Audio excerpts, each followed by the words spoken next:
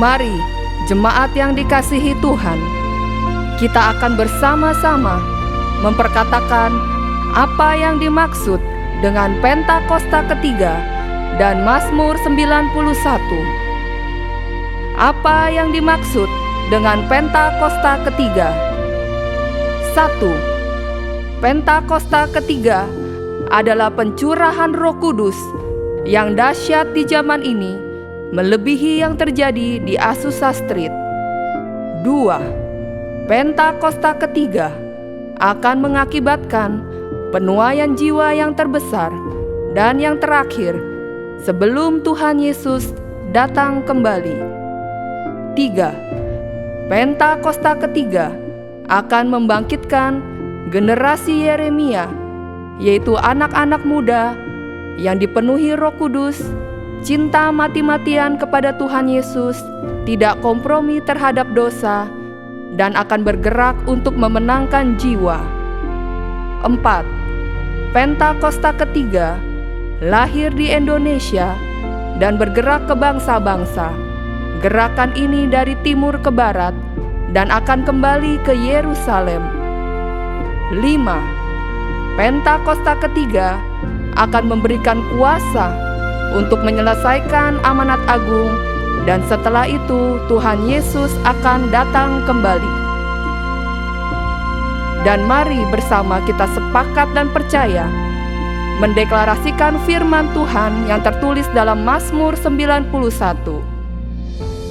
Dalam lindungan Allah, orang yang duduk dalam lindungan yang maha tinggi dan bermalam dalam naungan yang maha kuasa akan berkata kepada Tuhan, tempat perlindunganku dan kubu pertahananku, Allahku yang kupercayai. Sungguh, Dialah yang akan melepaskan engkau dari jerat penangkap burung, dari penyakit sampar yang busuk. Dengan kepaknya Ia akan menudungi engkau, di bawah sayapnya engkau akan berlindung.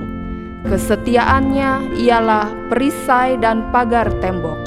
Engkau tak usah takut terhadap kedahsyatan malam, terhadap panah yang terbang di waktu siang, terhadap penyakit sampar yang berjalan di dalam gelap, terhadap penyakit menular yang mengamuk di waktu petang.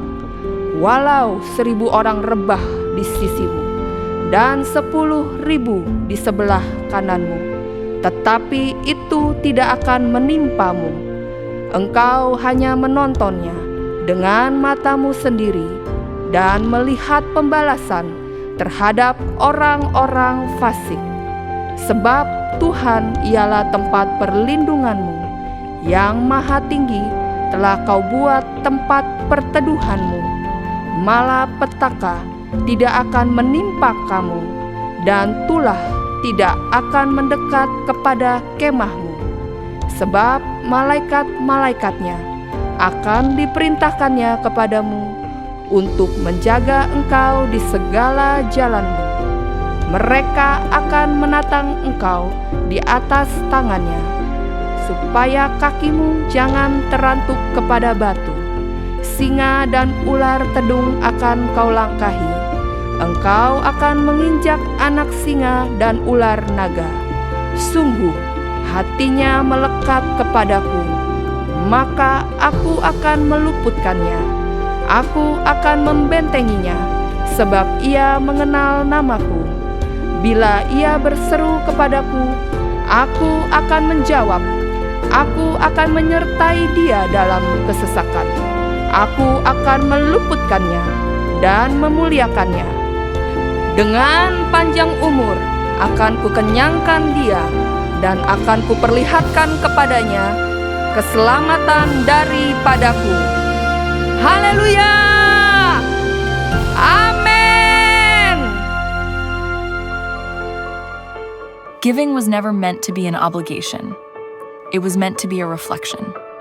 A reflection of a God who loved first, who gave first, who held nothing back. Scripture tells us, "For God so loved the world that He gave." And that single word, gave, is the heartbeat of generosity. In God's kingdom, giving isn't about loss. It's about trust, about believing what Jesus said. It is more blessed to give than to receive. When we give, we participate in something bigger than ourselves. We loosen our grip on what fades and we take hold of what lasts. Because generosity shapes us. It frees us. It points us back to the one who became poor so we might become rich in grace. So today, give with open hands, open hearts, and open faith. Give not because you have to, but because He first gave everything for you.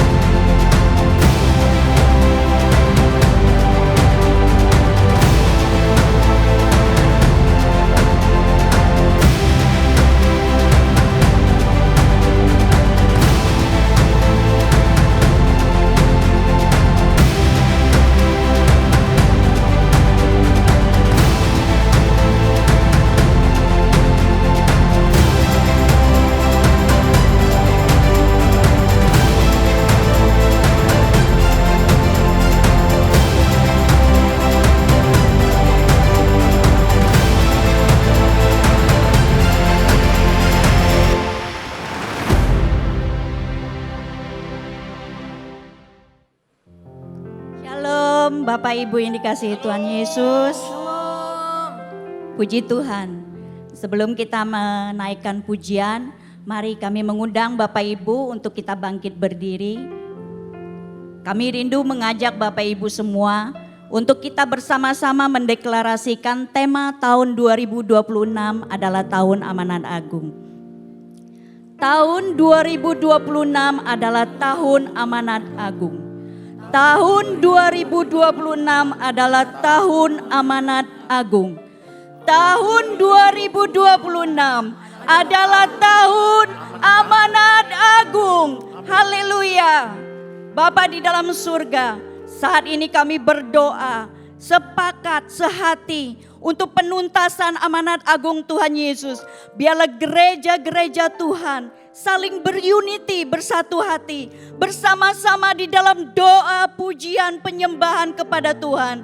Sampai terjadi lawatan Allah yang besar. Dan setiap orang saling berjumpa pribadi secara otentik dengan Tuhan Yesus. Terima kasih Tuhan. Indonesia diberkati Tuhan. Terobosan transformasi besar terjadi atas bangsa kami Indonesia. Biarlah pertumbuhan perekonomian semakin baik. Dan kami berkatakan Indonesia dari pulau ke pulau, provinsi demi provinsi, aman di dalam perlindungan Tuhan yang sempurna. Terima kasih Tuhan. Pemerintahan kami, Bapak Presiden Prabowo dan wakilnya Bapak Gibran beserta dengan jajaran kabinet menterinya, kami berdoa biarlah ada keunitian dan keselarasan di dalam mereka memimpin bangsa ini secara adil dan penuh tanggung jawab. Kami juga berdoa Tuhan buat pemimpin rohani kami, Gembala sidang kami Paniko dan Gembala terkasih kami CK7 Pak Dr. Rianto. Biarlah Tuhan kau memberkati kesehatan, pelayanan dan pengembalaan kedua hamba-Mu dengan berlimpah-limpah. Dan kami percaya ada perlindungan dan kekuatan Tuhan yang senantiasa menyertai keluarga besarnya. Tuhan terima kasih, biarlah terjadi kebangkitan yang besar atas generasi Yeremia di CK7. Di tempat ini sampai ke bangsa-bangsa. Anak-anak muda yang berani menyuarakan kebenaran dan bergerak untuk memenangkan jiwa. Tuhan, Engkau memberkati generasi muda Tuhan. Biarlah Kau terus mengangkat mereka menjadi kepala dan bukan ekor. Dimanapun mereka berada, Tuhan Kau tempatkan mereka menjadi pemimpin-pemimpin masa depan yang berkualitas dan berintegritas. Dan kami percaya Tuhan, biarlah melalui generasi Yeremia Tuhan, Kau membuat sebuah kegerakan, kebangkitan spiritual yang mendalam untuk menyelesaikan, menuntaskan amanat agung Tuhan Yesus. Haleluya. Di dalam nama Tuhan Yesus, jemaat bersama-sama katakan amin. Amin. GBIPRJ Shalom. Sekali lagi Shalom. Saya yakin dan percaya setiap kita yang ada di sini adalah orang-orang yang telah berjalan di dalam kebenaran firman Tuhan. Amin. Maka dari itu hari ini kita mau memuji Raja di atas segala raja dalam roh dan kebenaran. Sorakan haleluya. Haleluya. Boleh tepuk tangan untuk Tuhan Yesus.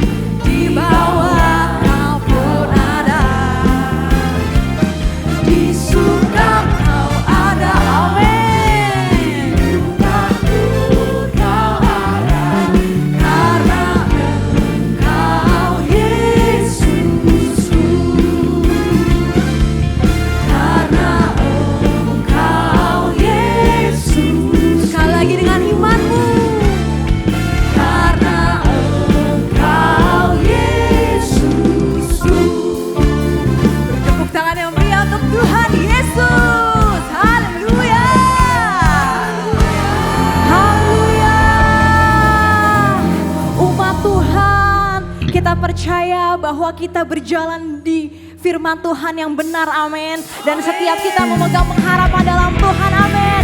Engkau yang percaya sama-sama sorakan.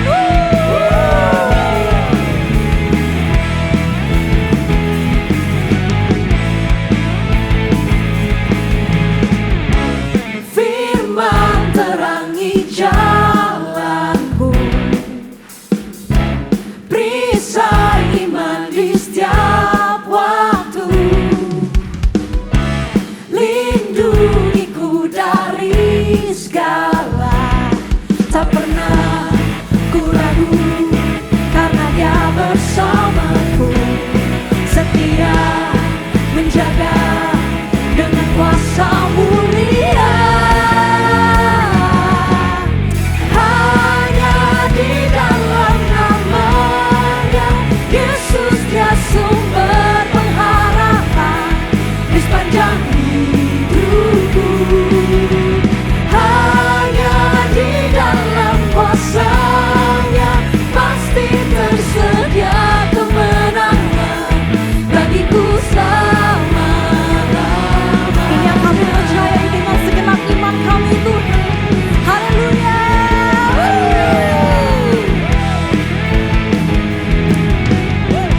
Bersama satu suara. Kebenaran yang bebas Selalu berikan setiap kami kekuatan. selalu berikanku kekuatan, hadapi segala tantangan, tak pernah ku ragu karena Dia bersama. Engkau setia. Menjaga dengan kuasa mulia. Hanya di dalam nama-Nya Yesus, Dia sumber pengharapan di sepanjang hidup. Sebab hanya dalam nama-Mu, Hanya di dalam kuasa-Nya pasti tersedia kemenangan bagiku selamanya. Hanya di dalam nama-Nya setiap kami yang Yesus, Dia bersyukur, sumber pengharapan di sepanjang hidupku. Hanya di dalam kuasa-Nya pasti tersedia kemenangan bagiku selama-lamanya.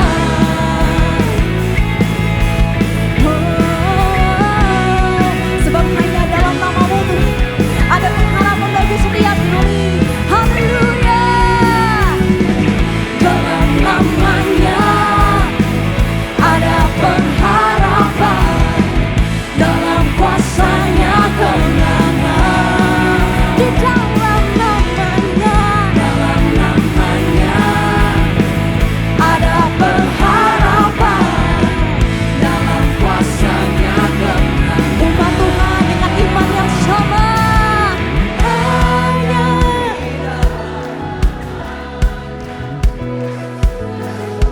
Satu-satunya pengharapan setiap kami di sepanjang hidup kami.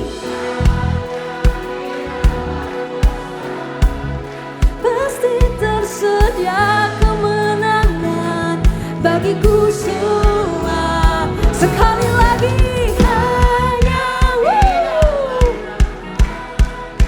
Yesus, terima kasih Tuhan Yesus.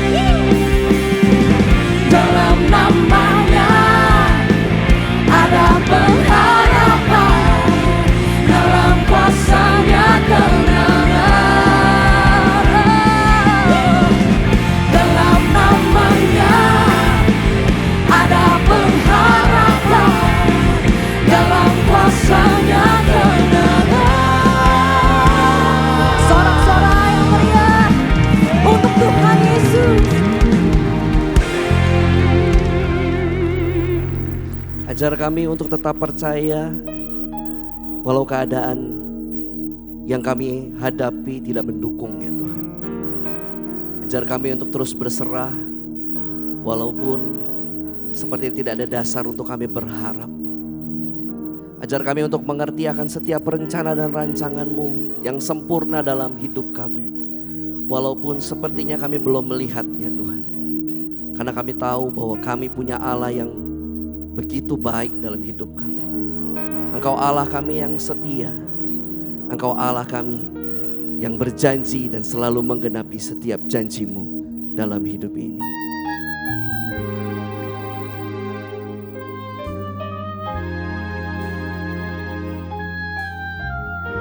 Biar kami terus melihat kebaikan-Mu. Kami terus melihat penyertaan-Mu dan anugerah-Mu yang berlimpah buat setiap kami.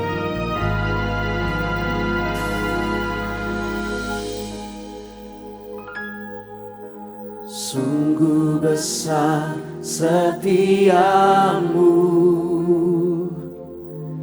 Kau nyatakan bagiku.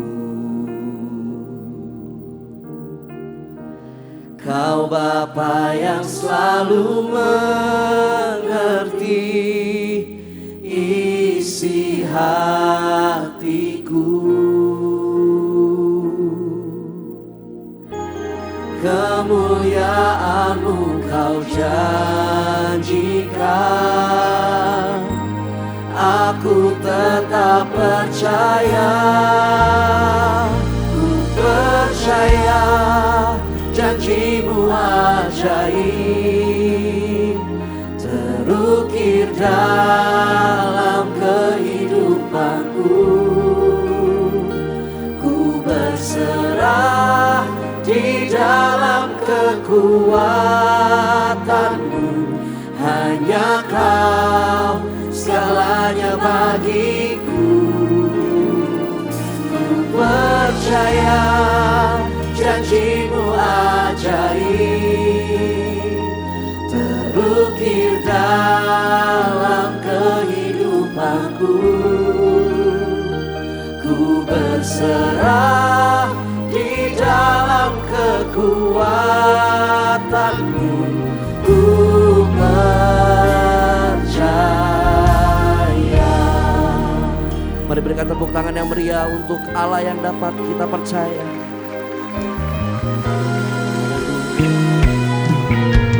Sungguh besar setia-Mu, Kau nyatakan bagiku. Kau yang mengerti, Kau Bapa yang selalu mengerti isi hatiku. Kemuliaan-Mu Kau janjikan, dan aku tetap percaya. Janji-Mu ajaib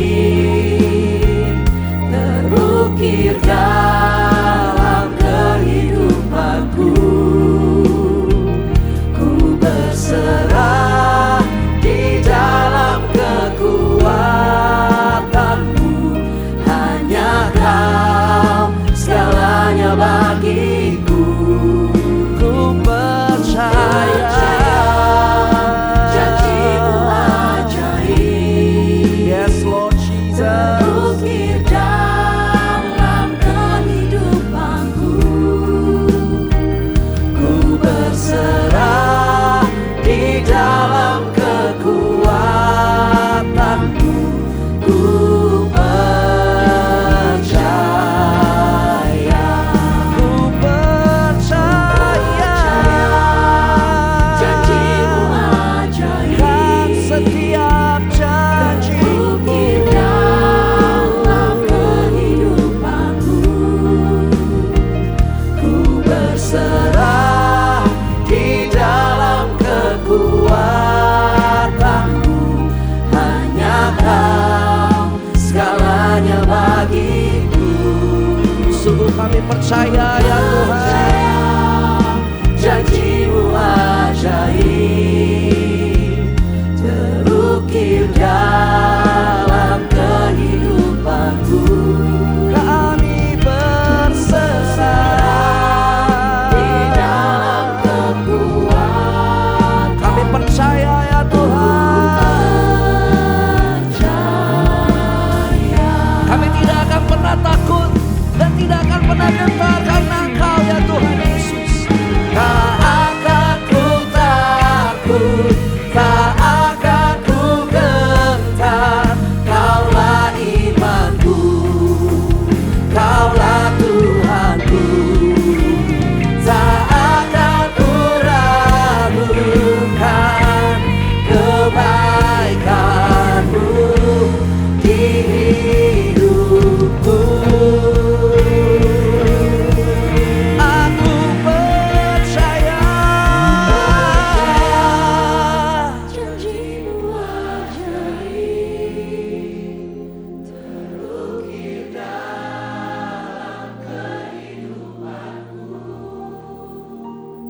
Ku berserah di dalam kekuatan-Mu. Hanya Kau segalanya bagiku. Ku percaya janji-Mu ajaib. Setiap kami ya Tuhan, kami percaya ya Tuhan Yesus. Ku berserah di dalam kekuatan-Mu. Ku percaya. Mari lebih lagi nyatakan, ku percaya. Ku percaya janji-Mu ajaib. Sebab Engkau Allah kami yang dapat kami percayai ya Tuhan. Kau buktikan setiap penggenapan janji-Mu buat kami.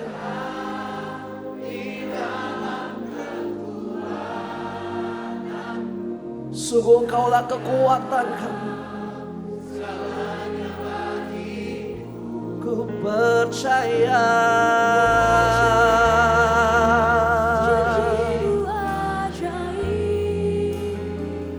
Terukir dalam kehidupanku. Dan kami akan terus berserah kepada kekuatan-Mu ya Tuhan. Di dalam kekuatan kami percaya.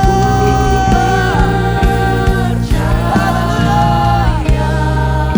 Sama-sama nyatakan, kami percaya. Ku percaya janji-Mu ajaib terukir dalam kehidupanku. Ku berserah di dalam kekuatan-Mu. Hanya Kau segalanya bagiku. Dan ku percaya janji-Mu ajaib terukir dalam kehidupanku.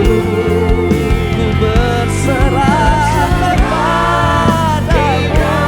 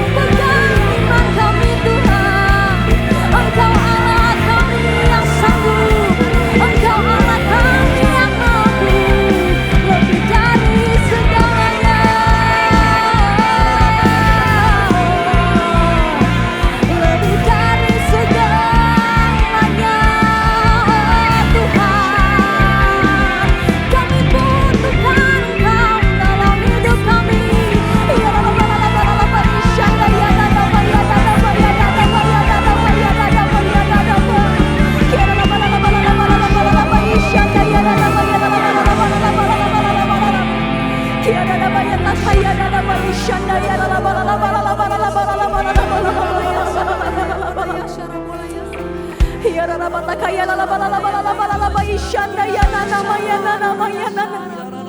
Kiara lalaba ishanda ya lalaba lalaba lalaba lalaba lalaba. Biar dari tempat ini Tuhan, kami mau nyatakan iman kami di hadapan-Mu Tuhan. Kami mau menyatakan bahwa kami percaya penuh kepadamu Tuhan Yesus.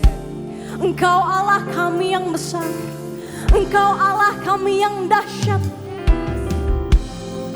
Terima kasih Tuhan Yesus. Betapa kami bangga memiliki Allah seperti Engkau Tuhan. Ya lalaba lalaba ishanda ya dada bataka ya lalaba lalaba lalaba lalaba.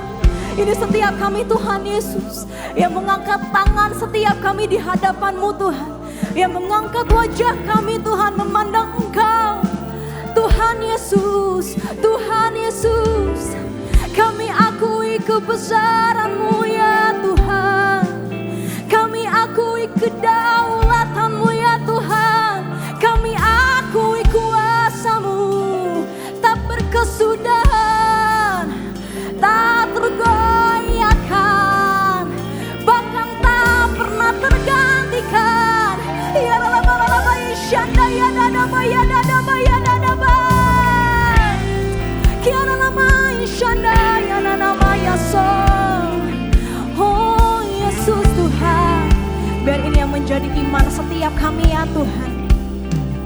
Aku punya Tuhan yang besar, yang telah berjanji imanku bersepakat, percaya kuasanya. Ku terima sekarang kemenangan dah. Aku punya Tuhan. Ini yang menjadi seruan setiap kami Tuhan. Yang telah berjanji dan sanggup menggenapi imanku bersepakat, percaya kuasanya. Ku terima sekarang kemenangan dari aku punya Tuhan yang besar. Amin. Yang tak berjanji, hanya Engkau yang sanggup Tuhan Yesus. Engkau yang sanggup Tuhan. Aku bersepakat, percaya kuasanya. Ku terima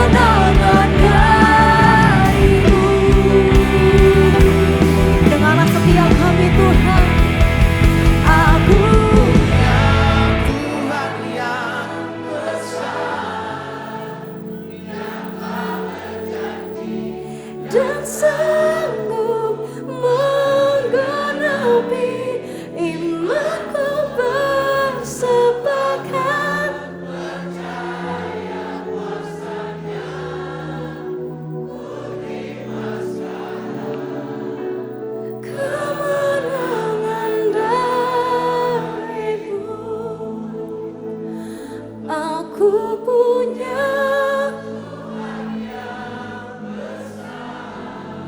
Engkau telah berjanji Tuhan, dan Engkau pasti akan menggenapi setiap janji-Mu dalam hidup kami Tuhan Yesus.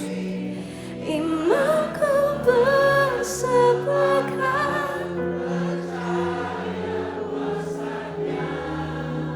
ku terima sekarang.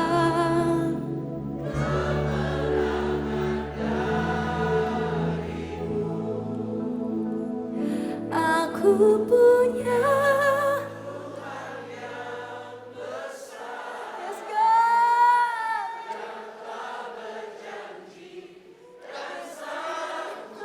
Yes, Lord. Yes, Lord. Yes, Lord. Amin.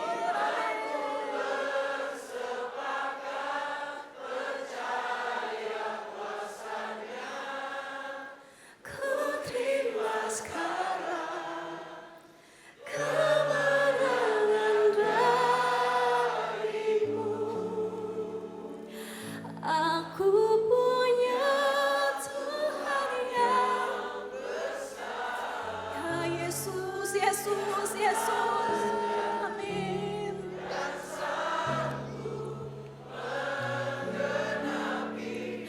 Imanku bersepakat, percaya kuasa-Nya, ku terima sekarang kemenangan dari-Mu. Imanku bersepakat, percaya kuasa-Nya, ku terima sekarang kemenangan dari-Mu. Imanku bersepakat, percaya kuasa-Nya, ku terima sekarang kemenangan dari-Mu.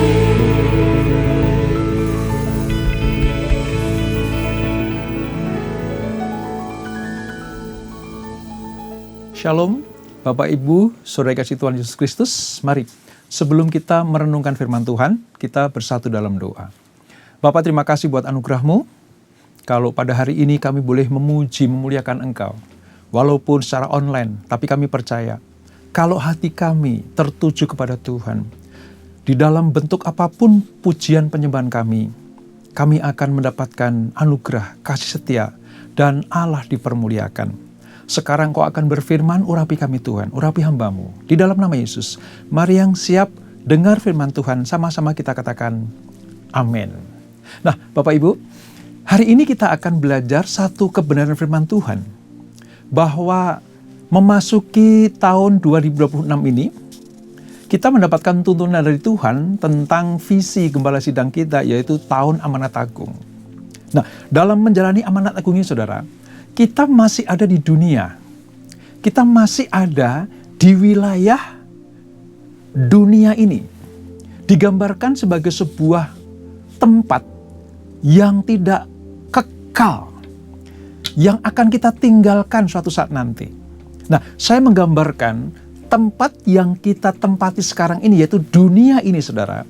Ini adalah seperti padang gurun atau padang belantara kehidupan. Oleh sebab itu, hari ini judul firman Tuhan adalah pemeliharaan Tuhan di padang gurun. Sekalipun Tuhan mengizinkan kita masih ada di dunia ini, tempat di mana yang penuh dengan gejolak, entah ekonomi, keamanan, budaya, ya. Tetapi Tuhan tidak pernah meninggalkan kita. Ibarat bangsa Israel yang mengembara di padang gurun selama 40 tahun. Tuhan tidak pernah meninggalkan mereka. Demikianlah juga kita. Selama kita di dunia ini, Tuhan tidak pernah meninggalkan kita. Nah, saya berikan sebuah gambaran terlebih dahulu seperti ini, saudara. Ketika bangsa Israel teriak sama Tuhan, mereka diperbudak di Mesir selama 400 tahun. Mereka minta dibebaskan. Maka Allah mengutus Musa untuk membebaskan mereka dari penindasan perbudakan di Mesir. Tuhan menyiapkan satu tempat atau tanah, namanya tanah perjanjian. yang penuh dengan susu dan madu. Namun keluar dari Mesir, untuk sampai ke tanah perjanjian, mereka harus melewati padang gurun. Nah, secara singkat saudara, saya akan jelaskan. Dulu orang Israel itu tinggal di wilayah Goshen di Mesir itu. Goshen itu seperti yang saya tandai, lingkaran warna hijau itu. Nah, dari situlah Allah memerintahkan bangsa Israel untuk keluar dari Mesir. Goshen adalah tempat yang terdekat. Mereka keluar dari Mesir menuju tanah perjanjian. Nah, namun sebelum mereka masuk ke tanah perjanjian itu Kanaan, mereka harus melewati rute padang gurun selama 40 tahun. Nah, disitulah segala macam kesulitan, segala macam penderitaan secara fisik ya diizinkan Tuhan. Supaya apa? Supaya mereka bergantung kepada Tuhan. Padang gurun itu nggak mengenakan, saudara. Karena padang gurun itu tempat yang dihindari. Tempat yang tandus, panas, liar, tidak berpenghuni dan berbahaya. Di mana maut selalu mengintai. Padang gurun adalah tempat yang tidak diingini oleh siapapun. Dan ditinggalkan semua bangsa. Padang gurun adalah seperti tanah keputusasaan, di mana sepenuhnya tidak dapat didiami karena bayang-bayang kematian. Banyak binatang buas yang mematikan, ada ular, kalajengking, ya, dan lain-lain. Mereka selalu bersembunyi, siap untuk menelan siapa saja yang melaluinya.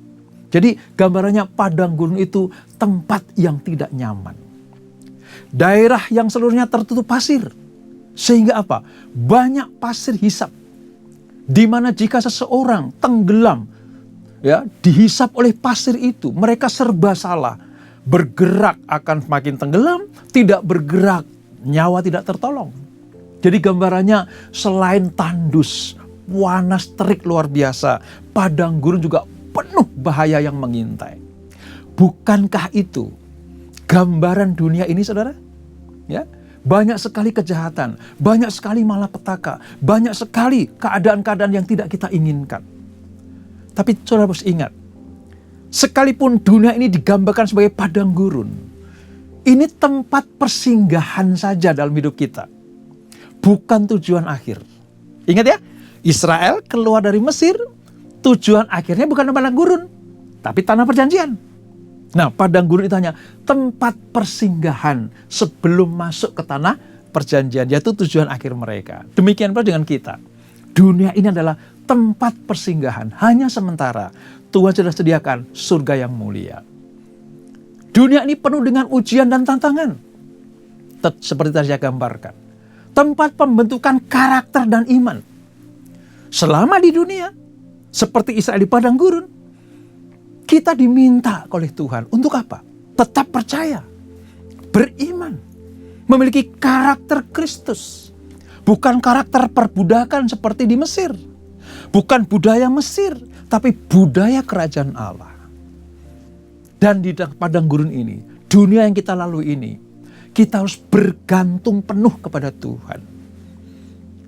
Nah, supaya katakan, rute masuk tanah perjanjian, rute kita secara rohani, masuk ke surga yang mulia, Yerusalem yang baru, harus melewati padang gurun. Ini adalah tanah di mana kita akan memulai masuk ke tanah abadi, yaitu Yerusalem yang baru. Oleh sebab itu, kita harus tahu, kita tidak akan pernah berlama-lama di dunia ini. Tidak akan pernah kekal. Karena Allah menyediakan tempat yang mulia, yaitu surga yang mulia. Nah, kalau kita gambarkan, saudara, sekalipun padang gurun penuh dengan kesulitan, sekalipun dunia ini penuh dengan penderitaan, tapi kalau kita pikirkan, saudara, Israel itu mendapatkan berkat dan pernyataan Tuhan itu di padang gurun. Di padang gurun. Bukan hanya hukum-hukumnya di Gunung Sinai.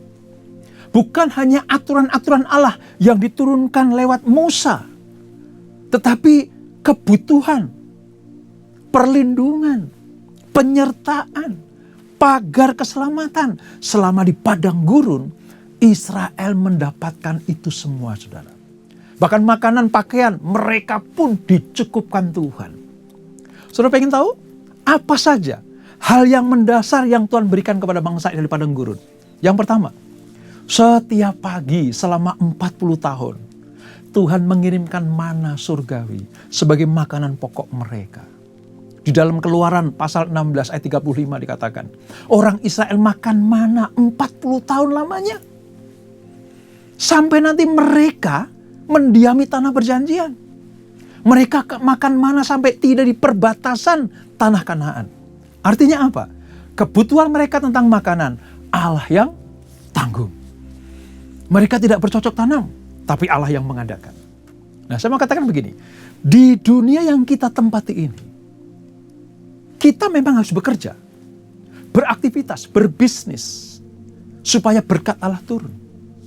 Tetapi ketika kita sedang melakukan tugas kita, entah berbisnis, bekerja, beraktivitas, Allah berinisiatif untuk apa? Menurunkan berkat seperti yang menurunkan mana pada bangsa Israel itu. Oleh sebab itu, orang yang tak setia pada Tuhan tidak akan berkekurangan tentang makanan jasmani kita. Amin.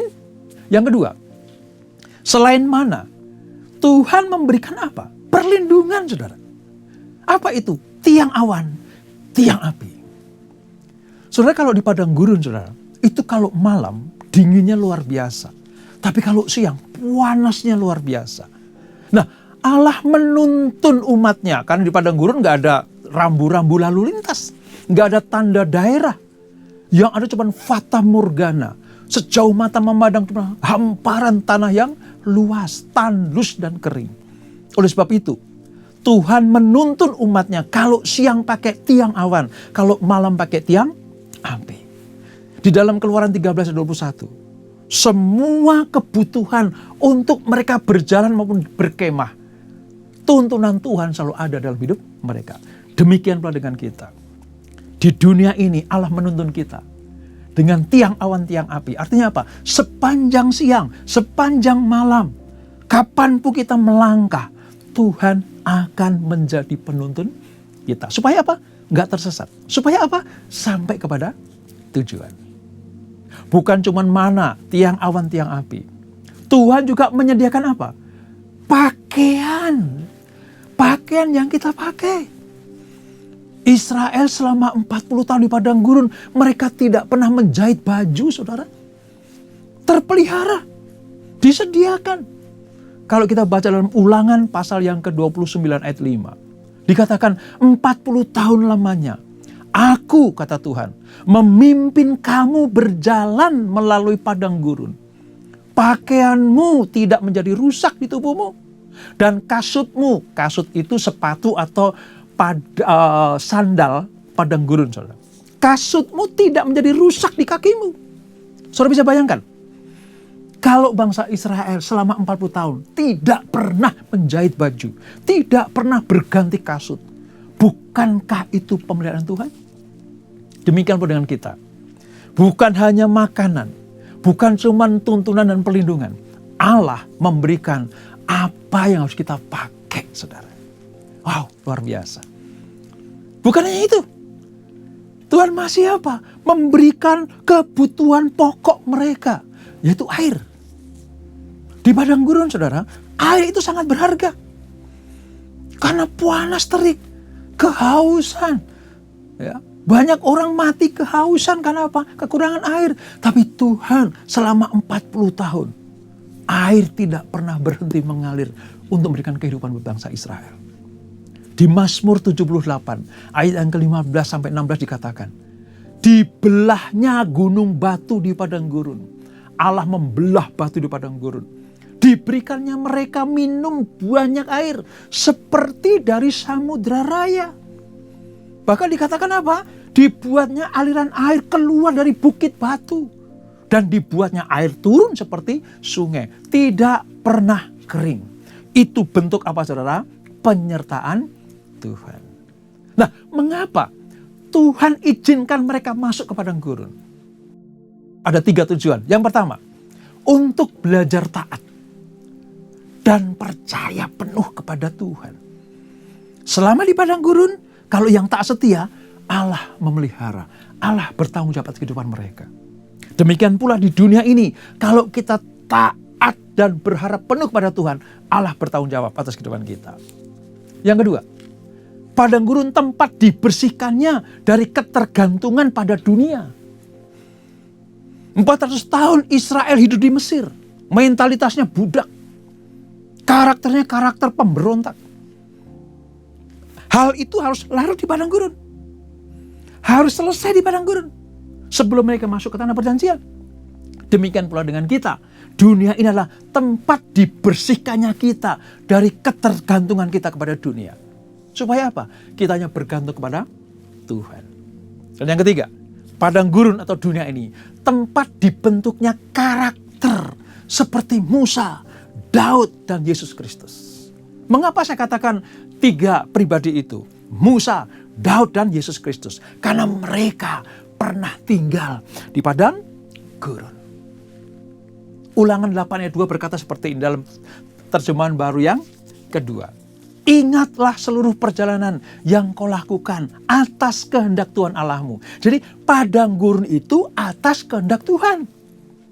Tujuannya tadi, ada 3 tadi. Nah, dunia ini, kita ada di dunia juga atas kehendak Tuhan. Kalau Israel di padang gurun, kita di dunia ini. Selama 40 tahun, kata Tuhan. Maksudnya apa? Supaya merendahkan hatimu dan mengujimu. Untuk apa? Supaya kita tahu apa yang ada di dalam hati Tuhan dan hati kita. Apakah engkau berpegang pada perintahnya atau tidak? Jadi intinya, padang gurun atau dunia ini semuanya atas kehendak Tuhan. Supaya Tuhan tahu di hati kita itu kita bergantung sama Tuhan atau dunia ini. Kalau kita bergantung pada Tuhan, pemeliharaan terjadi.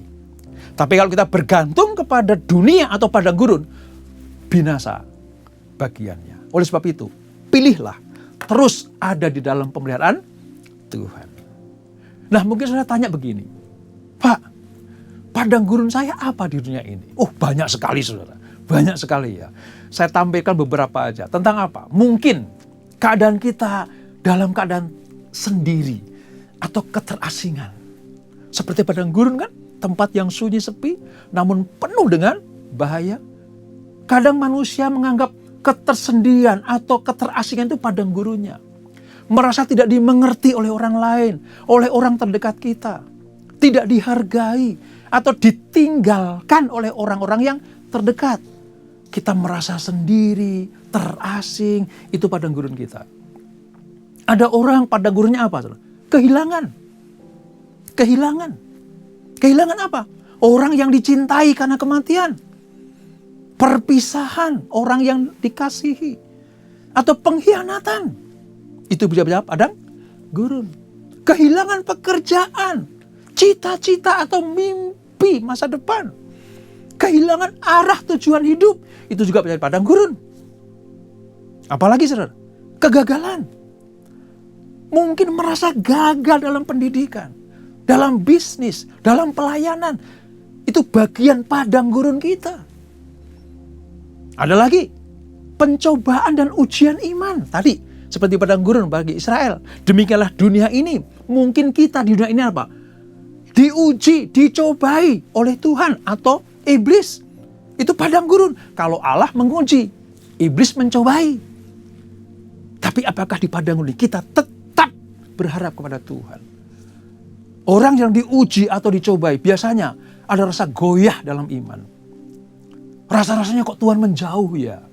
Kok doaku gak dijawab ya? Nah ini, ya itu ujian atau pencobaan dari iblis. Tapi Tuhan mau selama di padang gurun dunia ini, kita tetap berharap sama Tuhan. Amin. Kesulitan ekonomi. Ya. Hidup dalam kekurangan. Terlilit hutang. Atau kesulitan mencakupi kebutuhan hidup. Mencukupi kebutuhan hidup. Itu padang gurun kita. Ini masalah kita. Mungkin sakit penyakit atau penderitaan fisik. Sakit kronis yang tidak kunjung sembuh. Merawat orang sakit dalam waktu yang lama. Mungkin anggota keluarga kita sakit dalam waktu yang lama. Oh, ini padang gurunku Tuhan. Ya. Ini dunia yang menghimpit aku Tuhan. Gitu. Ada lagi merasa kekeringan rohani. Sulit untuk merasakan hadirat Tuhan. Ya. Saat berdoa sepertinya kok Tuhan jauh ya. Setiap baca firman kok aku nggak ngerti-ngerti ya. Atau ketika kita beribadah, kita nggak merasakan hadirat Tuhan ya. Itu bagian padang gurun kita. Gimana caranya kita merespon? Tadi katakan, tetap bergantung sama Tuhan. Ya. Ada lagi padang gurun yang terakhir, contoh yang terakhir ya. Apa itu? Berjuang melawan dosa. Berjuang untuk meninggalkan kebiasaan buruk. Contoh misalnya, kalau dulu terlibat obat-obatan terlarang, bertobat. Begitu bertobat masih ada gangguan-gangguan atau percobaan-percobaan dari si jahat supaya apa? Kembali kepada hidup yang lama. Kembali pakai obat-obatan terlarang. Dan ketika sekuat tenaga melawan, itu seperti kita bertahan di padang gurun. Kita tidak bisa berjalan sendiri, kita tidak bisa mengatasi sendiri, tapi hanya bergantung kepada Tuhan. Seperti Israel bergantung pada Tuhan selama di padang gurun 40 tahun. Demikianlah di dunia ini, dengan berbagai masalah yang ada, Tuhan mau kita bergantung penuh sama Tuhan. Bukan mengandalkan kekuatan sendiri atau dunia ini. Kabar baiknya saudara, selain Tuhan menyertai kita, banyak tokoh-tokoh Alkitab di dalam kehidupannya Tuhan izinkan memasuki padang gurun. Bahkan saya katakan begini, bukan sebagian, tapi hampir semua tokoh Alkitab punya padang gurun kehidupannya masing-masing. Sebagai contoh, tadi kita bahas ya, Musa dan bangsa Israel. Mereka ada di padang gurun. Perjalanan besar, 40 tahun di padang gurun. Gambarnya seperti tadi saya ceritakan itu. Ada lagi, Daud. Selama dia dikejar-kejar Saul, dikejar-kejar Absalom anaknya, dia lari ke padang gurun. Ada padang gurun Zif, padang gurun En-Gedi, ya, padang gurun di mana dia melarikan diri dari kejaran para musuhnya. Daud ada di padang gurun. Musa Israel ada di padang gurun. Ada lagi Yusuf, anak Yakub, ketika dijual kakak-kakaknya, ya, sampai ke Mesir, itu padang gurunnya, dijual jadi budak, dipenjara dengan apa? Fitnahan. Itu padang gurun. Ada lagi Yohanes Pembaptis yang mempersiapkan jalan bagi kedatangan Mesias atau Yesus ke dunia ini. Dia ada di padang gurun, berkhotbah seolah-olah dunia ini padang gurunnya. Kebenaran yang memerdekakan berada di padang gurun. Yohanes Pembaptis ada di padang gurun. Dan yang paling kita dapat percayai, Yesus Kristus pun memulai pelayanannya di padang gurun. Berpuasa selama 40 hari di padang gurun. Di bawah pencobaan, diuji 3 kali, dicobai 3 kali oleh iblis itu di padang gurun.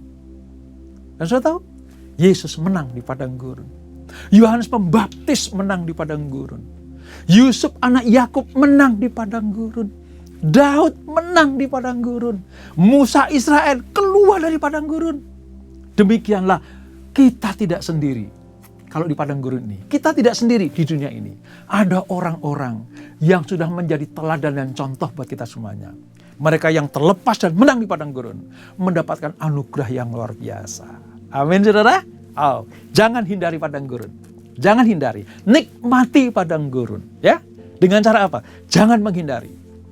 Taat perintah Tuhan. Berserah hanya kepada Tuhan.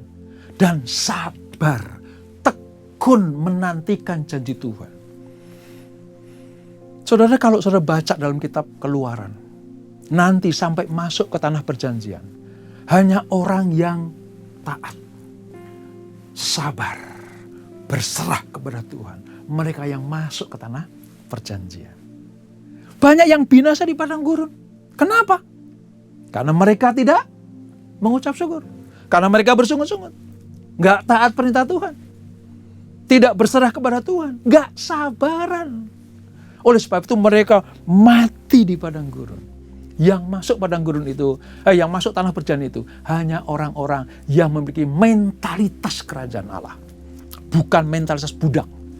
Yang suka bersungut-sungut. Yang bikin Tuhan marah. Sehingga banyak orang Israel binasa di padang gurun karena mereka bersungut-sungut. Karena mereka tidak puas dengan Tuhan. Karena mereka tidak mengenal hati Tuhan.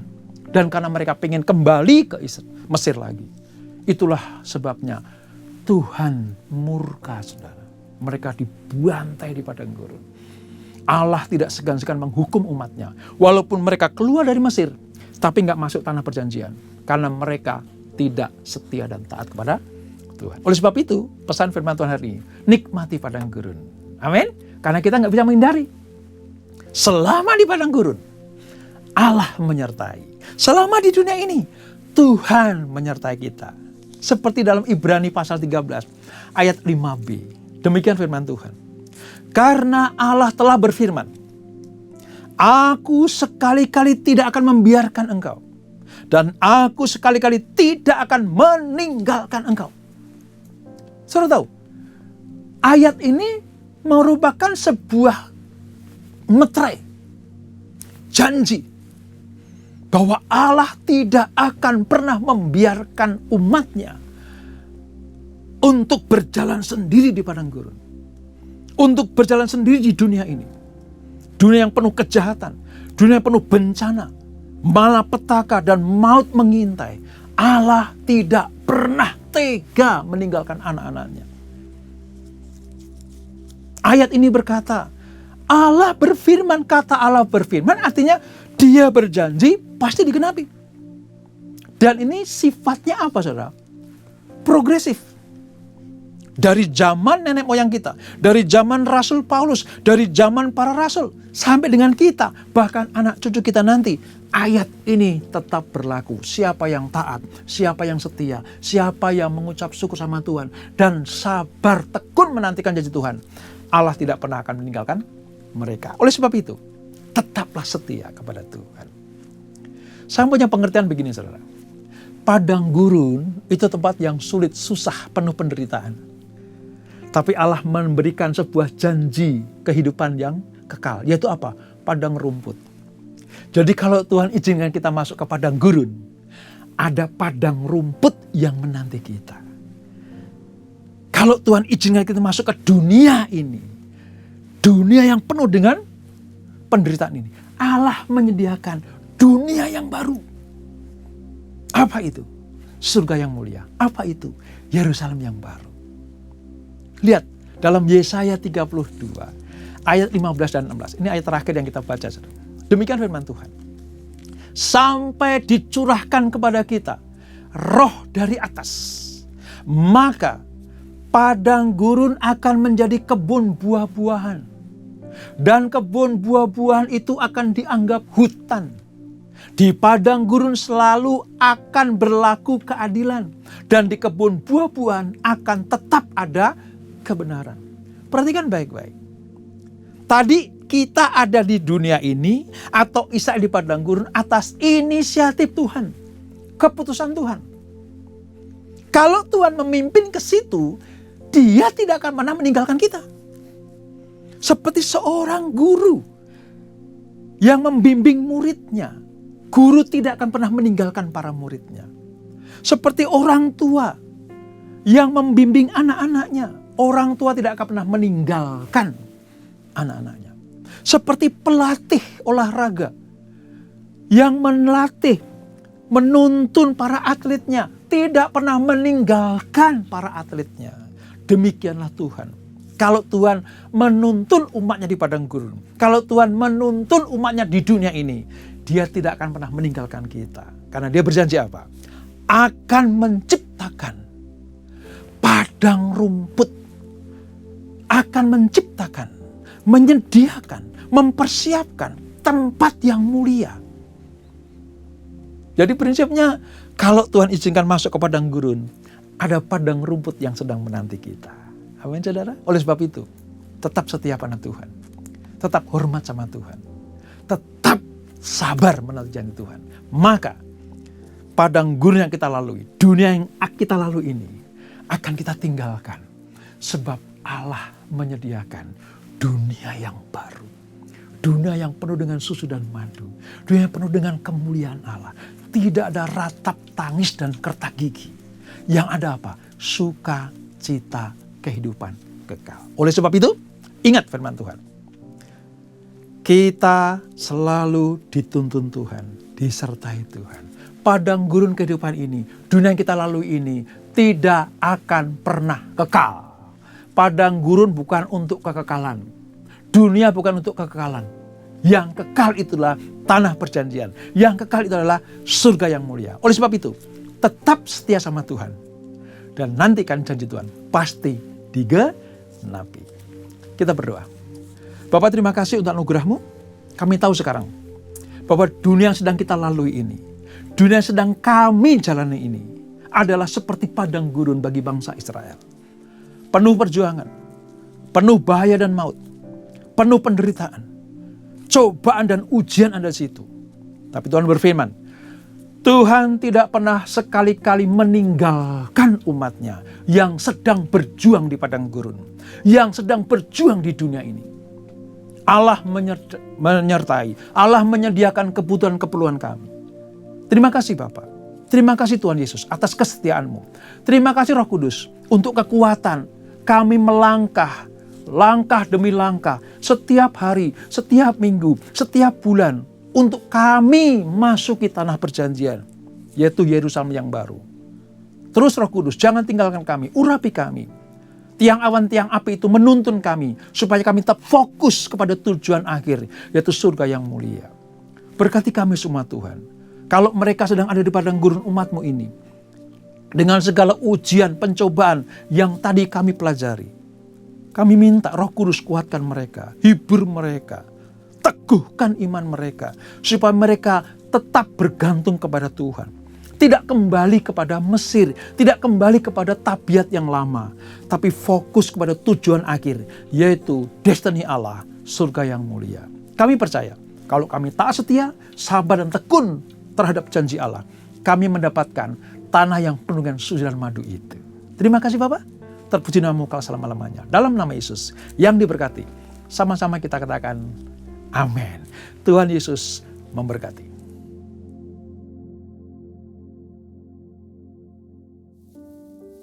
Kita akan masuk dalam perjamuan kudus. Kita akan mengingat ayat ini. Sebab setiap kali kamu makan roti ini dan minum cawan ini, kamu memberitakan kematian Tuhan sampai Ia datang. Perjamuan kudus adalah perjamuan Tuhan Yesus sendiri. Setiap kali kita masuk dalam perjamuan kudus, Tuhan Yesus selalu berkata, biarlah ini menjadi peringatan akan aku. Karena itu mari, arahkan hati kita kepada kebaikan Tuhan. Kita akan mengingat kebaikan Tuhan. Supaya kita lebih mengasihi Tuhan Yesus.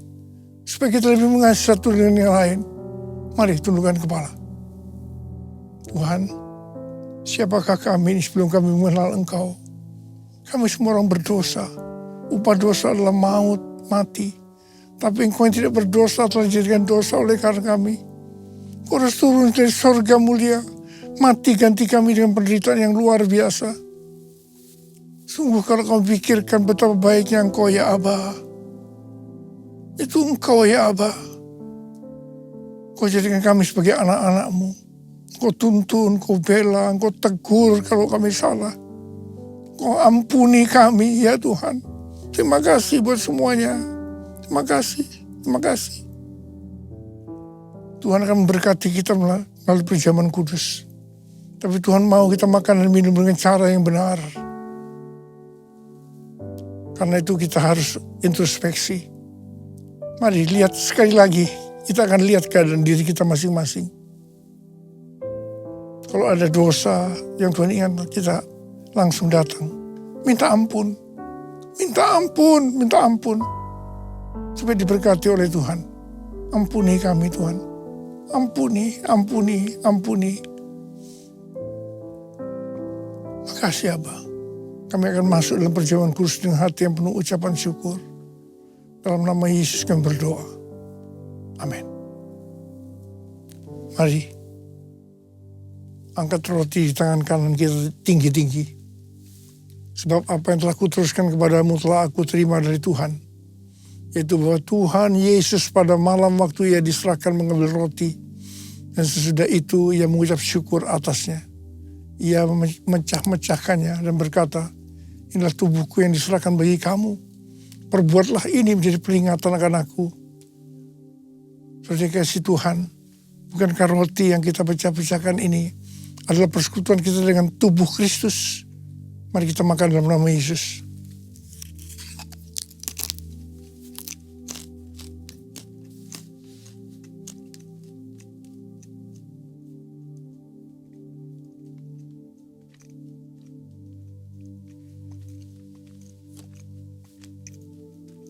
Angkat cawan di tangan kanan kita tinggi-tinggi.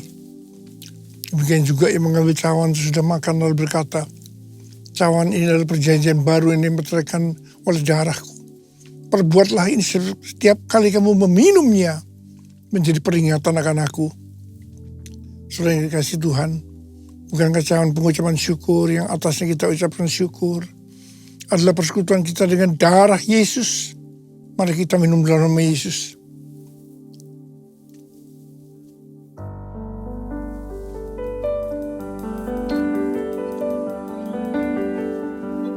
Ucapan syukur dan terima kasih dengan suara.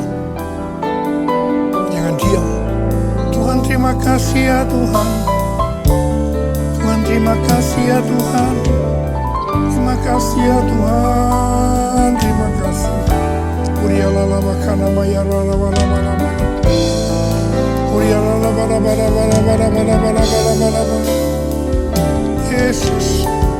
Yesus, Yesus, Yesus, Yesus, Yesus, Yesus, Yesus. Oh, rabada bala bala bala bala bala bala bala bala. Maria bala bala bala bala bala. Terima kasih, Yesusku. Terima kasih, Yesusku. Puji syukur hanya bagi Tuhanku.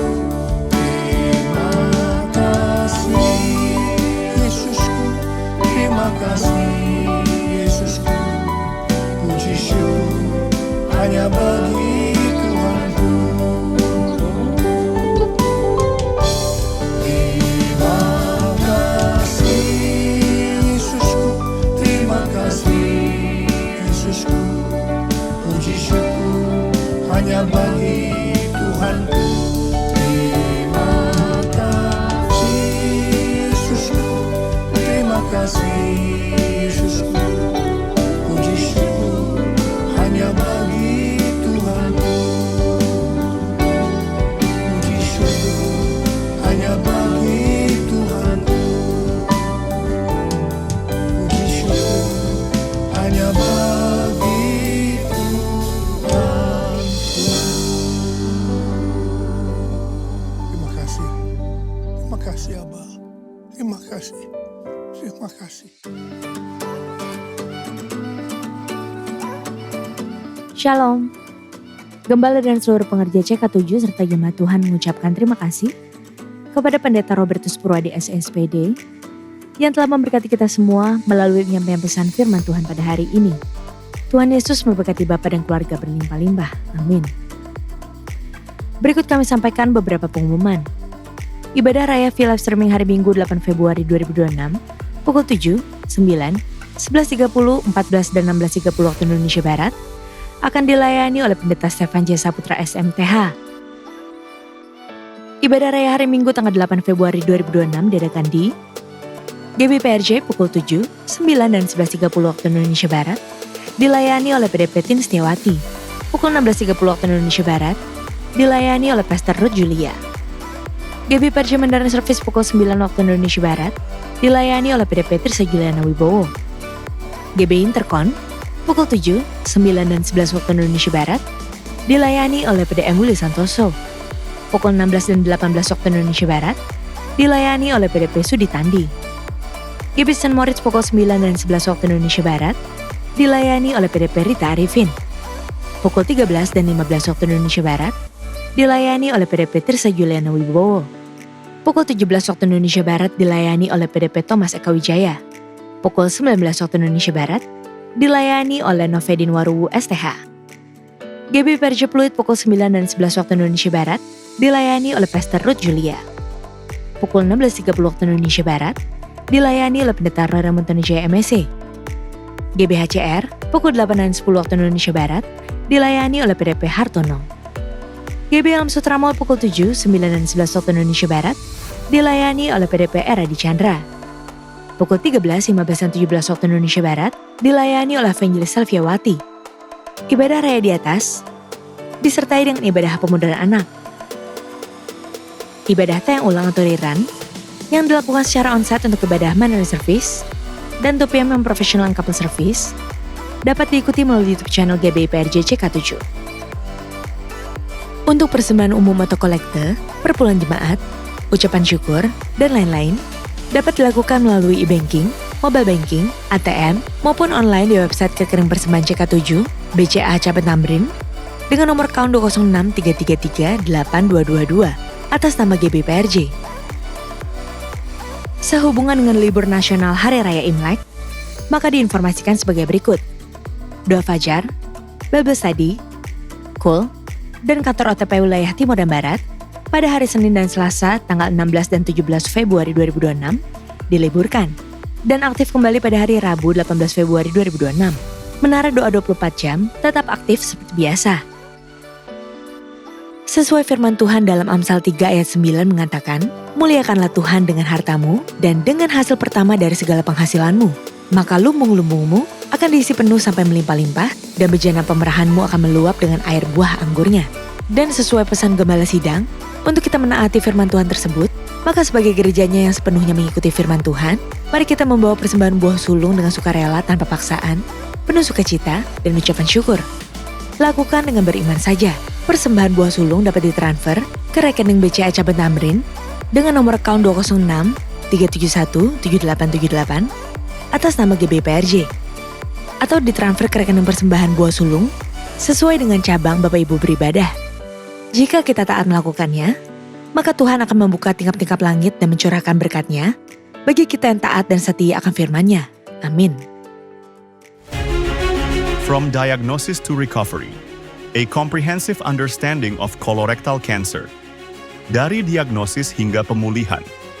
Pemahaman komprehensif tentang kanker kolorektal, yaitu kanker yang berkembang di usus besar, kolon, atau rektum, bagian akhir dari saluran pencernaan manusia.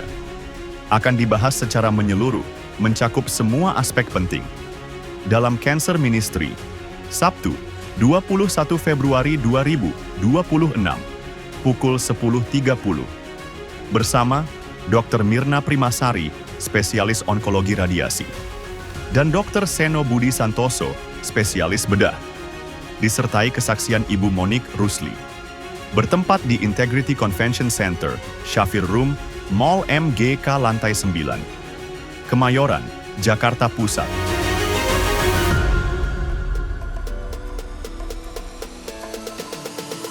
Berikut kami informasikan pasangan dari Jemaat GBIPRJ Grup CK7 yang akan melangsungkan pemberkatan nikah.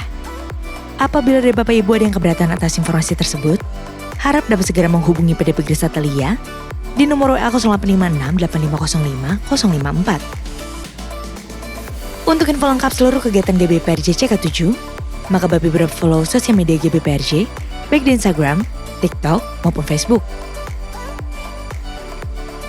Sekian pengumuman pada hari ini.